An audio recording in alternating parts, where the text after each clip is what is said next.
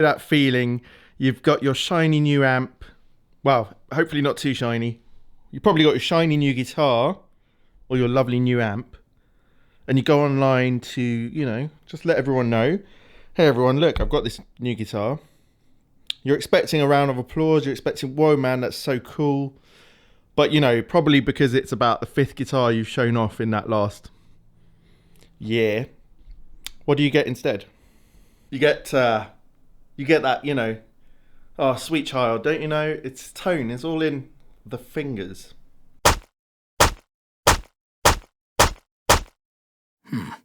Yeah, it's one of those little aphorisms, sayings, whatever it is. Tone is in the fingers. And it's often used to shut someone down when they've got a bit big for their boots, or when they think they're, the dog's dangly bits. It's like the pros don't need good gear because tone is all in the fingers. Or someone's probably in a rare moment of zen in a non-gas environment, and they've come to that conclusion themselves that actually after spending all this money and getting all these things, they could have just relied on their fingers. Well, I had an epiphany myself, and I thought we could just have a quick look at what this phrase means and how it can actually be useful rather than being used as some sort of, ammunition online. Putting together some clips for the next video that's coming out in a couple of days, which is where I compare 3 of my Gibson Les Pauls. And I had a clip of me playing this guitar, and then I had a clip of John from Peach Guitars playing this guitar. I want you to just hear the difference. We're playing through pretty much the same gear. It's the same amp. We both used a different overdrive pedal, but that didn't account for the difference in tone as much as you'd think, because I also tried his off camera. But I want you to hear the difference in the tone coming from how we pick and how hard we pick.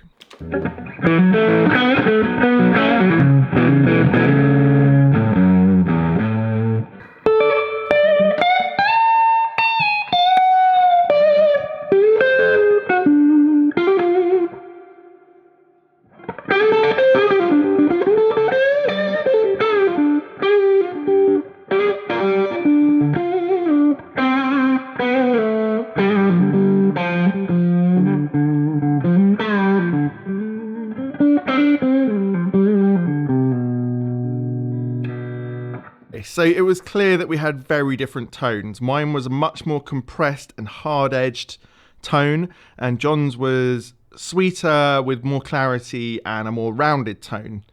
And I just think we need to quickly start by looking at how we actually play the guitar.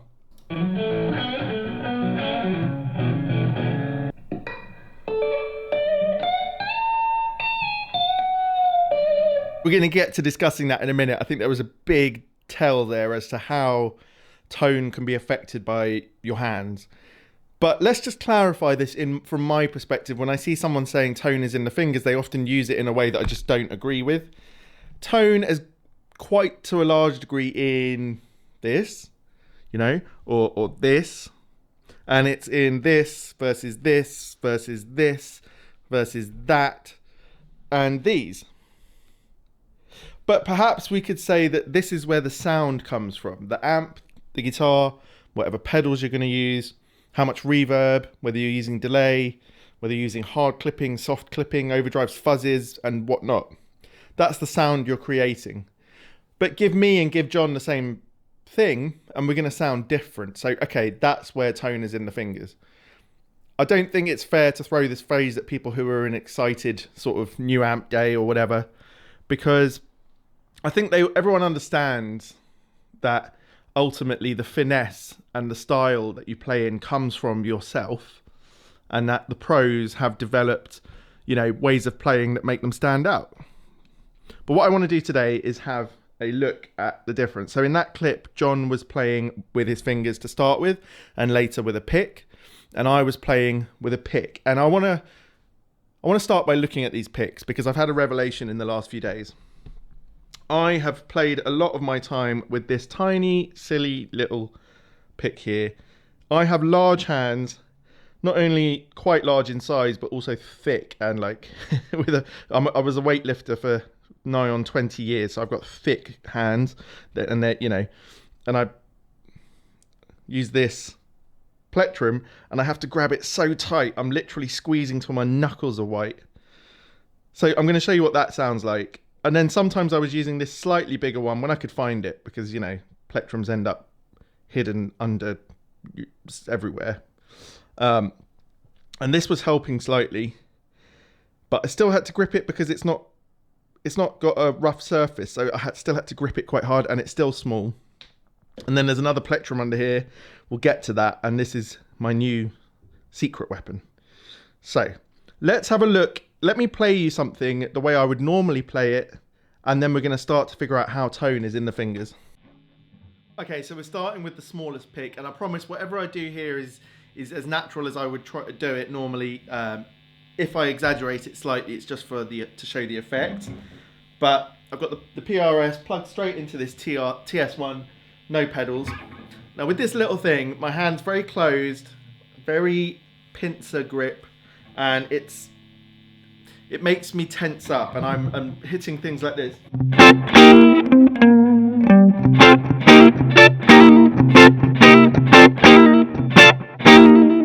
So it's got this sort of hard edge to it, and if I play the lick that John played.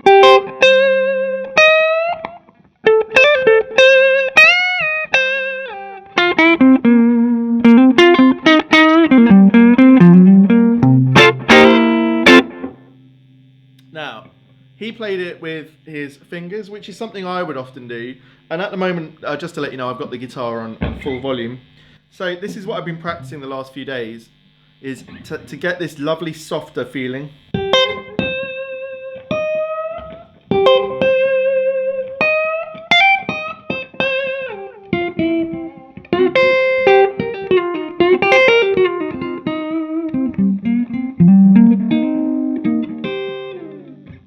Okay, but obviously I'm not going to play with my fingers all the time. I like to do a sort of hybrid thing. The other thing with such a small pick is that when I'm then playing with my fingers, it can get lost in my hand.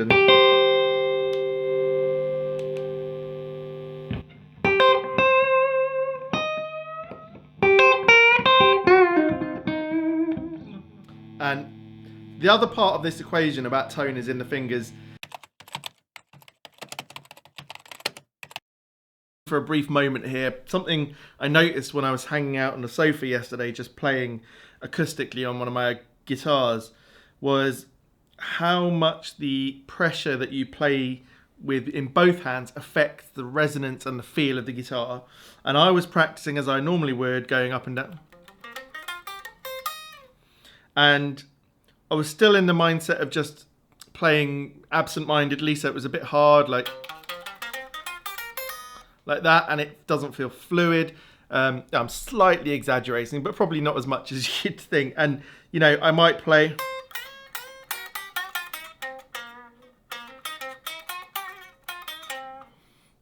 And it really flattens the response of all the notes, chokes them, and it also makes your playing more stilted. And I thought, okay, if I'm going to do it when I'm plugged into the amp, I need to practice like this all the time. So I just thought, I don't need to press so hard with my fingers here, and I don't need to hit so hard here. And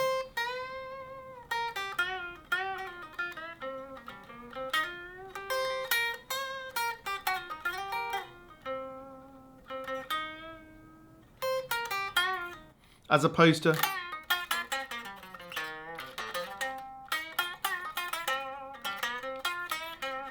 so hopefully you can hear the difference there. It's a fundamental change to the actual sound the guitar is producing, and therefore what the pickups are going to pick up on, and that it's important to start balancing the pressure that you need to play with both your hands, and practice that way. Right, back to the main video. It's really to do with how you deal with your volume and tone controls. You know, a lot of us will say that we notice pros using them a lot more, and it's true. John doesn't play on full volume, and I just tend to whack the guitar up and just, and it comes across as stilted and hard. Whereas if I move on to the next Plectrum up, this one, let's see what difference we can make.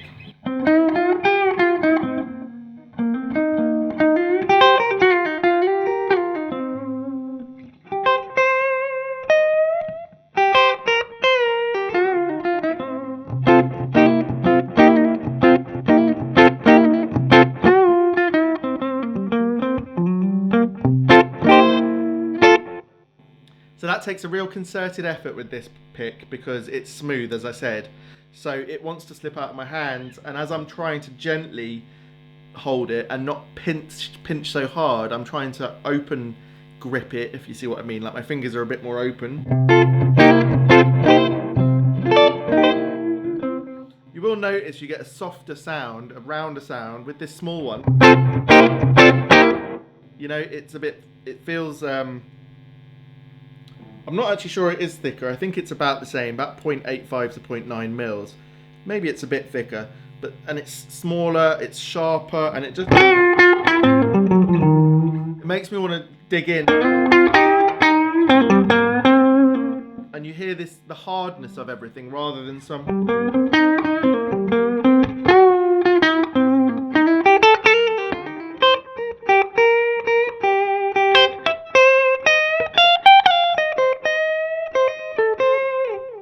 And again, if I hold it to use my fingers,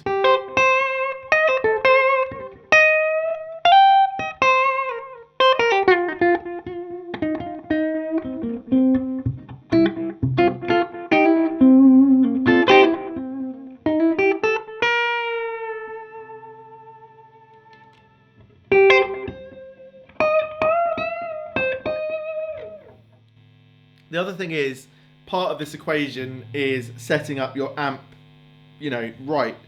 If you set it up so that at the hardest moment you get a bit too much breakup,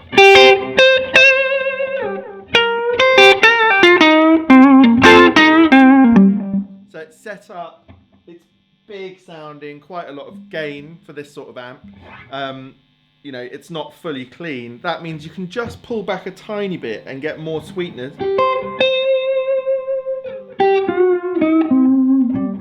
So I can even do that with this very small pick, but it just takes a lot of effort. So okay, these non-grippy, pretty cheap Tortex ones, I'm putting them back here. And what have I got here? I've got this sculpted Plectrum, the prime tone from Dunlop. It's the huge one, 1.4 mils as well. And it's got those sort of shaped edges.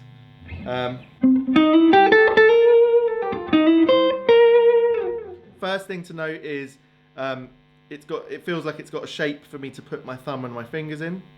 It's like got a sort of rounded shape to it, and it's huge, and it's not got any sort of rough grippiness, but the material just feels much more stable in the hand.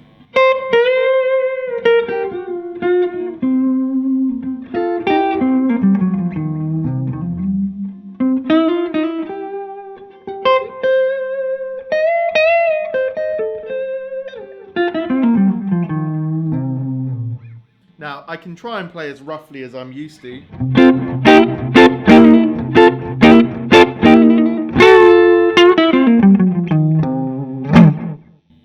So you can still force it to be ugly, right?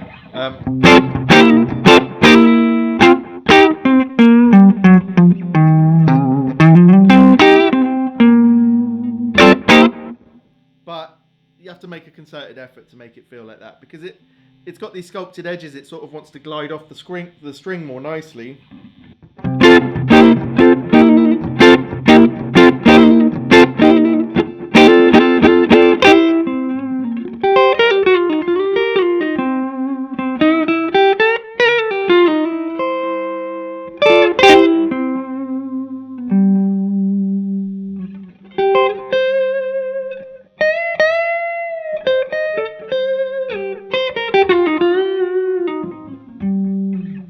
I feel like it makes it much easier to be gentle. And if we talk about dynamics coming from the pedals and from the amp, surely the hand and the way you pick and how you engage your brain in regards to the sort of dynamics are far more important. I just want to get a different guitar. Let's use some P90s and see how that affects it. Okay, I've got this Goldtop P90s in here. These are the new Sun Bears that I've been trying recently. Absolutely love them. They're quite a lot more dynamic and touch responsive than the old pickups I had in here. So when it comes to playing P90s, I could often be a little bit harsh like this.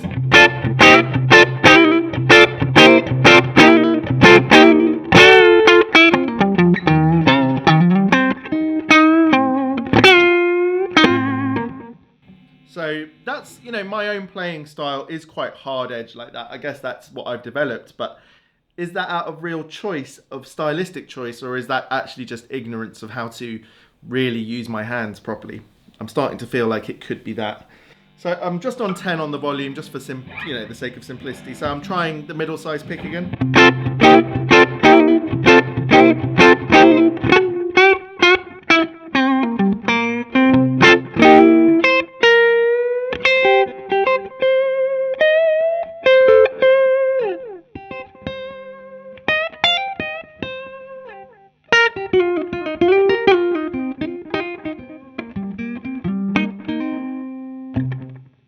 So using the fingers, great. I love that, but I sometimes feel like in a mixed situation, it can even get a little bit too soft and quiet. So it is useful to have a good pick. And this middle-sized pick is definitely easier to get it from than the small one. Again, let's go for this.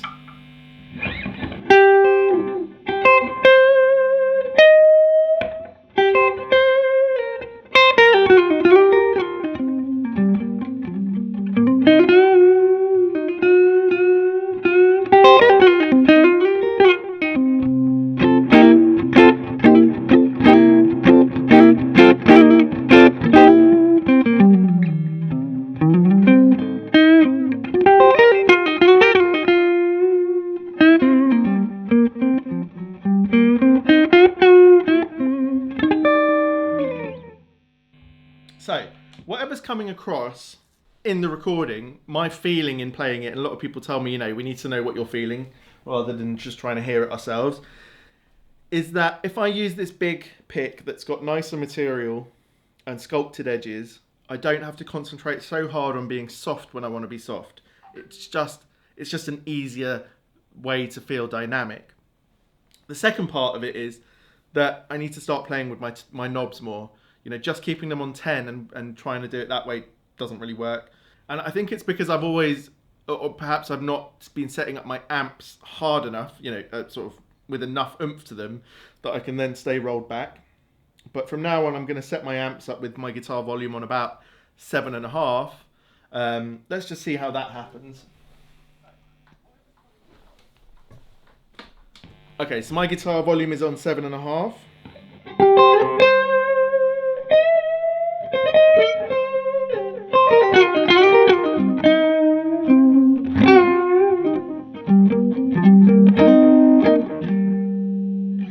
So it sounds nice, but you know, that's not got enough to it. So I'm going to just whack the master up and the gain up a bit.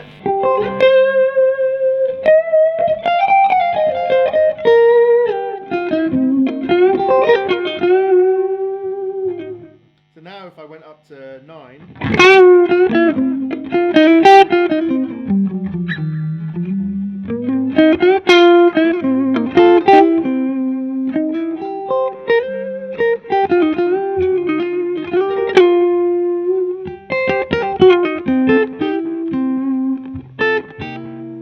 And if I was doing rhythm, I could be on maybe like 5.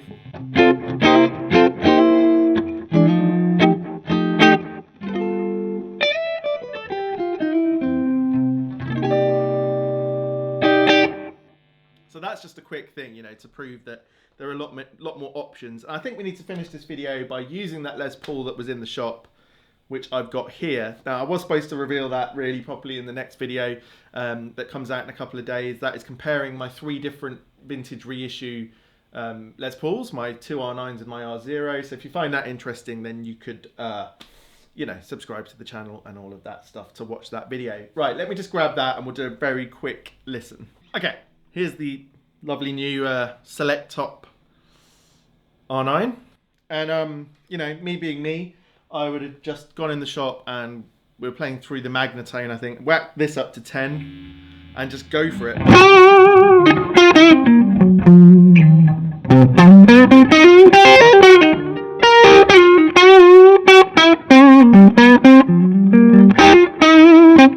Actually, that's with the big pick. I know on the day I had the medium white one here. And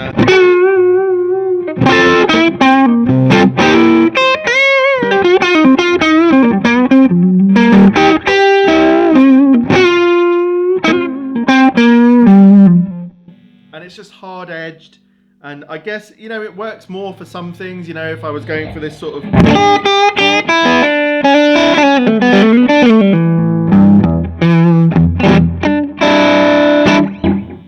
know, slightly more rocky blues, whatever stuff, that could work. But if I want to do the gentle BB type thing, then, you know, there are lots of ways to dial it in. I'm going to try middle pickup. I'm at about 6.5 on the bridge and about 7 here, and on the neck.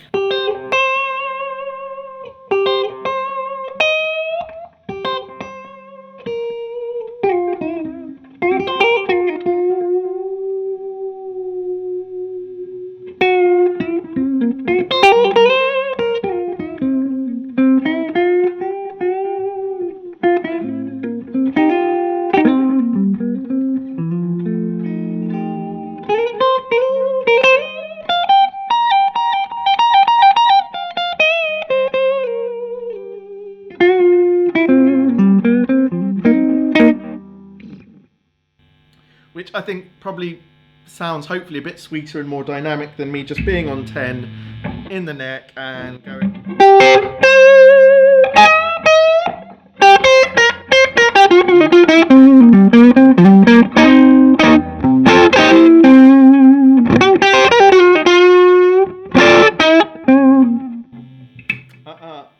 I think I want to be here.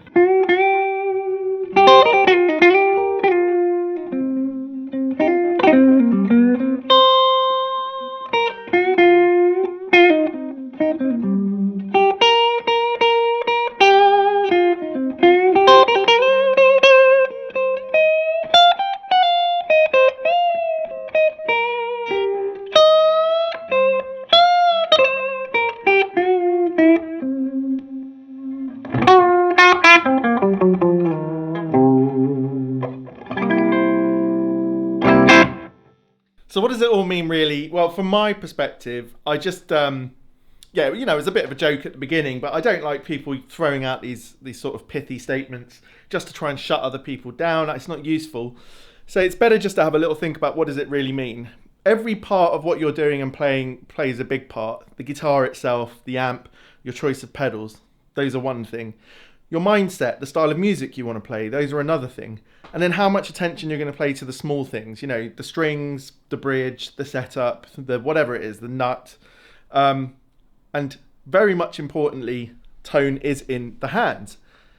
That doesn't mean all the tone comes from the hands, but I guess what it means is in that moment when you actually start playing, the choices you take, whether you're playing with a plectrum, with your fingers, with the guitar's volume and tone knobs, as well as the note choices, the timing and all, the vibrato and the sliding and everything makes a difference. But that you can actually work on that. It's not something God-given. There may be some element of, you know, natural talent, but if you want to improve your dynamics and feel and make people engage with your music more, you can do that yourself. You can work on it, work with your hands, work with the sort of plectrums you're using, how you use your fingers to play. And so it's encouraging. It should inspire you to say, okay, maybe I can't be Chris Buck or whoever else it is, because I can't wind the clock back 30 years and then spend 20,000 hours practicing the way he did and with his natural talent. But you can certainly make a huge difference if you just sit there and think, okay, I'm going to try this a different way. I'm going to use my volume knob. I'm not going to just do the same thing every practice session or playing session. So I hope that's been of some use, maybe to just inspire you to pick up the guitar and try out some different sounds. You know, if you normally just use the plectrum, try with your fingers, and vice versa. Try different plectrums. I'm not going to be doing episodes on plectrums as a whole because I don't know if I have the expertise or you have the patience. But if I do get an interesting plectrum, you know, I've never looked into expensive ones, but might pick up a couple, you know, the blue chips and all these other things. And we can see if it makes much difference and how I feel about it. But yeah, look out for the next video on the 3 Les Pauls. I hope you enjoy that one and this one. And I just want to finish by saying my current charity raffle is ongoing. Now, I have the pink guitar project and normally everything is pink, but unfortunately one of the contributors has had a personal issue and the raffle I was going to start with some pink stuff just couldn't start this time. So I quickly dug into my own collection. This is an Epiphone Les Paul Goldtop that I was going to give away on this channel when I hit 10,000 subs one day, hopefully. And this is the one that I changed the stock Epiphones for some Gibson custom buckers. It sounds pretty good, I think, this guitar. I'm going to tack a little clip of me playing it onto the end here and put the link to that raffle. £4 a ticket, and you could win this gorgeous guitar. It's actually, this is Epiphone, this is a 2020. This is when Epiphone really changed things, a better headstock design, better playing, better QC, better everything, and really make them worth a lot more than what you actually pay. But in total, I think this guitar with the original cost and the custom buckers must be near £1,000. So yeah, go and buy as many tickets as you can afford, and that money goes to breast cancer now. All right, see you next time.